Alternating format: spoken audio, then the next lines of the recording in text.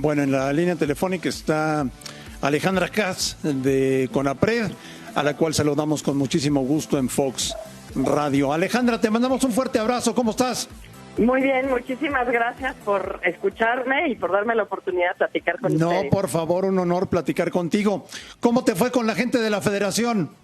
Pues mira, la verdad es que este convenio es la culminación de mucho tiempo de trabajo. Hemos tenido conversaciones sobre el tema y lo que sí quería decirles es que el convenio abarca todas las prácticas discriminatorias. La parte de la comunicación, de los gritos y de los insultos es una, pero hay muchas otras prácticas discriminatorias en el deporte que reflejan el machismo, el clasismo, la homofobia y el machismo hacia las mujeres también en el deporte, y que hacen que sea necesario empezar primero por un diagnóstico. Entonces, parte de este convenio es hacer de manera conjunta, o más bien acompañar nosotros desde CONAPRED a la federación a que haga un diagnóstico para que tengamos claridad de todas las prácticas discriminatorias que suceden en el mundo del fútbol, seguido de programas de capacitación, también de protocolos que sean reactivos y preventivos, y de campañas de sensibilización y demás. Entonces, realmente es un acuerdo que es muy abarcativo, que le traza una ruta de trabajo a la federación que ellos adoptaron de manera voluntaria, y sí quiero reconocer aquí un compromiso por transformar el papel que han tenido y convertirlo en un papel muchísimo más proactivo en erradicar estas prácticas. Alejandra, ¿qué te parece lo que pasa en las tribunas del fútbol mexicano?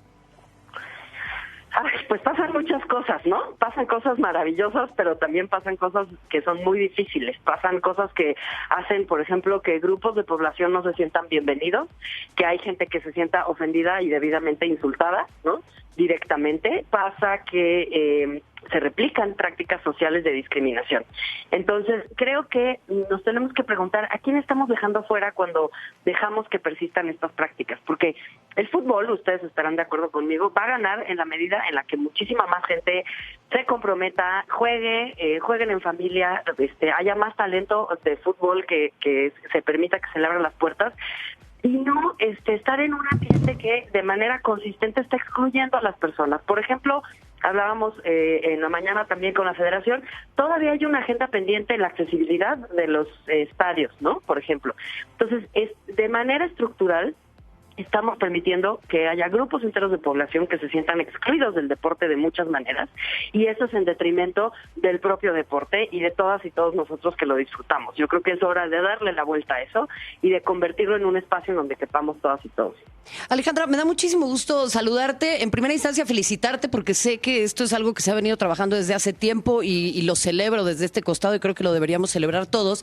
Y en ese sentido, yo te preguntaría, yo considero que el deporte y las tribunas, anclando con lo que te mencionaba André, es un reflejo, es un megáfono de nuestra sociedad, y ustedes recientemente publicaron también la encuesta nacional sobre discriminación. En ese sentido, yo te diría, ¿cómo podemos utilizar al deporte justamente como un vehículo para evitar esta clase de prácticas? Y en segundo lugar, ¿cómo responderle a las personas que siguen sin entender que esta clase de gritos, esta clase de manejos y esta clase de prácticas efectivamente son discriminatorias y no forman parte del folclore de nuestro país? Pues mira, Marion, nosotros podemos argumentar que hay un montón de prácticas que son nocivas para la sociedad, pero que las queremos y las queremos mantener porque nos hacen sentir, digamos, bien.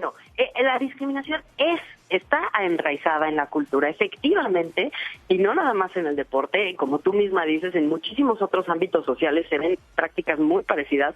Lo que pasa es que en el deporte tenemos un megáfono, un espacio muchísimo más amplio de comunicación. Pero lo que nos damos cuenta es que son prácticas que sí son nocivas. La pregunta es qué tipo de sociedad queremos construir. Si queremos mantener una sociedad que divide, que profundiza brechas de desigualdad, que tiene como efecto que las personas no acceden a sus derechos y que tienen tenemos muchísimos problemas, por ejemplo, de acceder a la salud, a la educación y al trabajo en igualdad de circunstancias, entonces no cambiemos nada, nos quedamos como estamos y no tenemos que hacer nada. Pero si estamos convencidas de que queremos cambiar, que queremos ser una sociedad mejor para todas y para todos, entonces sí todos tenemos que poner de nuestra parte. Lo que no podemos hacer es decir, no me gusta cómo está México, pero yo no quiero realizar ningún cambio, no quiero hacer ninguna modificación en mi conducta y yo me quiero quedar igualito como estaba antes, ¿no? Y creo que en ese sentido, respecto de la encuesta nacional sobre discriminación, pues vemos en la encuesta muchísimos prejuicios y estereotipos que todavía persisten en la sociedad.